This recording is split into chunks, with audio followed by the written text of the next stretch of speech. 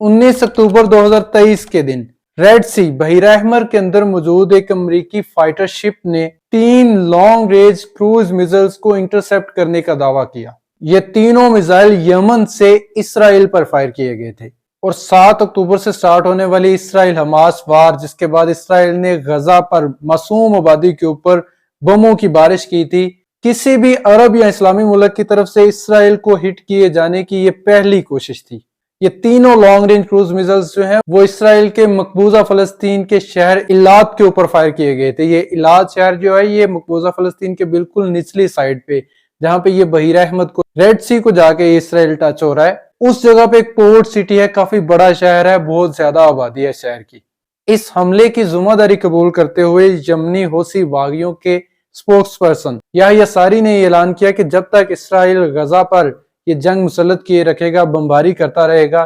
तब तक यमन के हौसी बागियों की तरफ से इसराइल पर हमले जारी रहेंगे। लेकिन ये टेक्नोलॉजी की वार है। यमन में हौसियों के पास तकरीबन यमन का आधा इलाका इस वक्त मौजूद है और इनके पास मिसाइल्स और ड्रोन्स मौजूद हैं, लेकिन ये इतने एडवांस किस्म की टेक्नोलॉजी के हामिल नहीं। इसके अलावा यमन और इसराइल में तकरीबन 3000 किलोमीटर का फर्क है और हौसियों के पास मौजूद सिर्फ चंद मिसाइल और चंद ड्रोन्स जो हैं वही इसराइल तक पहुंचने की सलाहियत रखते हैं। लेकिन इस 3000 किलोमीटर के फासले को पार करके किसी मिसाइल का, किसी प्रोजेक्टाइल का इसराइल को हिट करना तकरीबन नामुमकिन है, क्योंकि इसराइल का अपना डिफेंस सिस्टम भी इंतहाई मजबूत है। इसके अलावा अमेरिकी जंगी बहरी जहाज जो हैं वो भी बहीरा अहमर के अंदर, रेड सी के अंदर मौजूद हैं, जो इसराइल को प्रोटेक्ट कर रहे हैं। और 19 अक्टूबर के बाद से अब तक दर्जनों दफा यमन के हौसी बागियों ने इसराइल पर मिसाइल्स और ड्रोन्स फायर किए हैं, लेकिन उनमें से कोई मिसाइल और कोई ड्रोन जो है वो इसराइल के किसी शहर को हिट करने में कामयाब नहीं हो सका। इनमें से अक्सर ड्रोन्स जो हैं वो फ्यूल खत्म होने की वजह से रास्ते में ही गिर जाते हैं और जो मिसाइल या ड्रोन्स इसराइल तक पहुंचने की सलाहियत रखते भी हैं उनको भी रास्ते में इंटरसेप्ट कर लिया जाता है, गिरा लिया जाता है। और जाहिरी तौर पर हौसियों की ये जो धमकियां थी इसराइल को, वो सिर्फ लफ्जों की हद तक थी। लेकिन फिर 19 नवंबर 2023 के दिन, तकरीबन एक महीने बाद, बहीरा अहमर के अंदर एक सफर करने वाले माल बरदार बहरी जहाज पर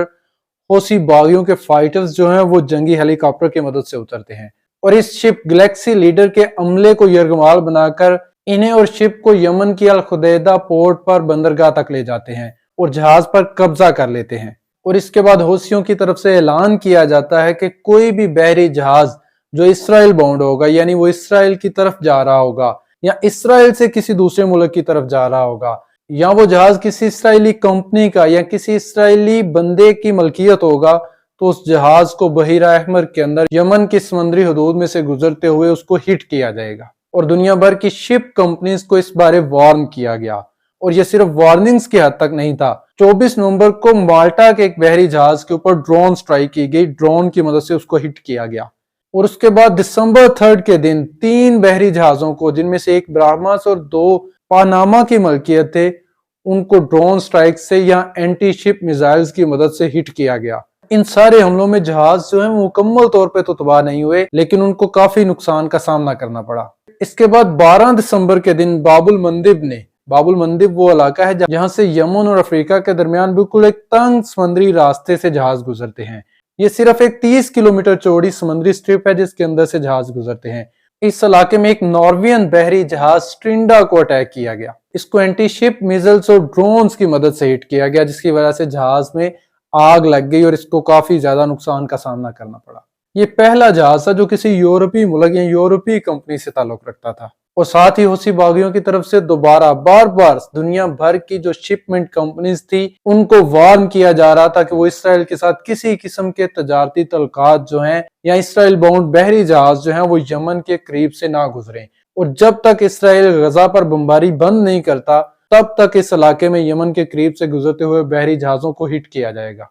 इसके अलावा जहाजों को वार्न किया गया कि वो यहाँ से गुजरते हुए अपने रेडियोस को ओपन रखेंगे और यमनी हौसियों की तरफ से की जाने वाली कॉल्स को एंटरटेन करेंगे और ना करने की सूरत में इन जहाजों पे हमला किया जाएगा। इसके अलावा जहाजों को वार्न किया गया कि वो अपनी आइडेंटिटी को छुपाने की अगर कोशिश करेंगे तो भी उन्हें हिट किया जाएगा। इसके बाद भी 13, 14, 15, 18, 23 और 26 दिसंबर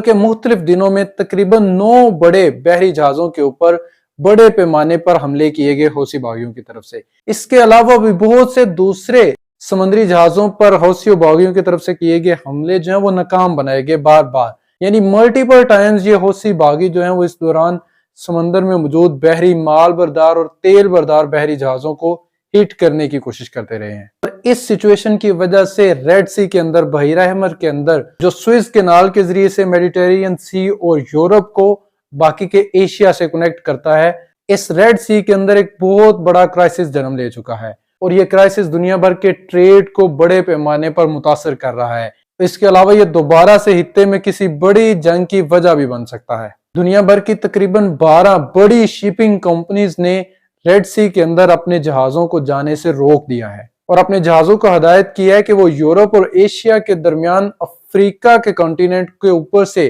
जो बड़े खुले समंदर से एक लंबा बहरी रूट है उसको फॉलो करते हुए यूरोप और अमेरिका के दरमियान सफर करें। ये लंबा रूट शिपिंग कॉस्ट और शिपिंग टाइम में बहुत ज्यादा इजाफे की वजह बन सकता है, जिसकी वजह से ऑयल और खाने पीने की अशिया और दूसरी इस्तेमाल की अशिया में महंगाई का सामना करना पड़ सकता है। पूरी दुनिया की ट्रेड का तकरीबन 12% हिस्सा जो है वो इस सुएज कैनाल और रेड सी के थ्रू होता है। इसके अलावा रोजाना की बुनियाद पर तकरीबन 2.8 million barrel oil, crude oil इस रास्ते से गुजरता है। ये 28 लाख बैरल पर डे की बात हो रही है और ये सारी तजारत जो है वो इस वक्त अनसिक्योर हो चुकी है। यहाँ पे सिक्योरिटी के बहुत बड़े मसाइल आ रहे हैं। तो इसराइल वार के बाद से कोई भी मुल्क दुनिया भर में इसराइल को या दुनिया को, इसराइल की जो वन साइडेड वार है, मासूम फलस्तीनियों को जो हिट किया जा रहा है, उनकी जिंदगियां और माल तबाह किए जा रहा है। तकरीबन 19,000 लोग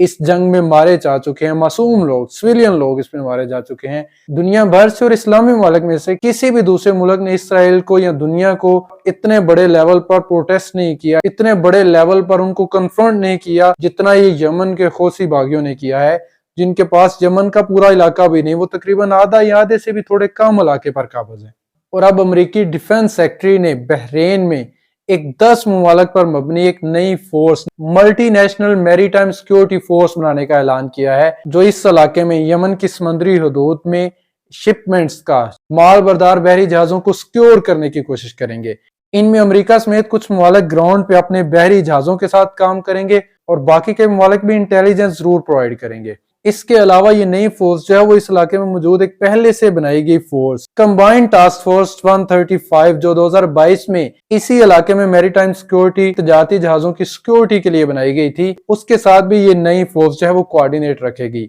और टोटल इस वक्त तकरीबन 40 के करीब ममालिक इन दोनों फोर्सेस का हिस्सा हैं, जो इस इलाके में यमन की समुद्री हदूद, जिसमें हौसी बागी जो हैं वो बहरी जहाजों को हिट कर सकते हैं, इस इलाके में बहरी जहाजों को सिक्योर करने की कोशिश करेंगे। अगर आपके ज़हन में इस वीडियो के बारे में कोई भी क्वेश्चन हो तो कमेंट सेक्शन में जरूर शेयर कीजिएगा और याद से हमारे चैनल को भी सब्सक्राइब कर लें। अल्लाह हाफिज।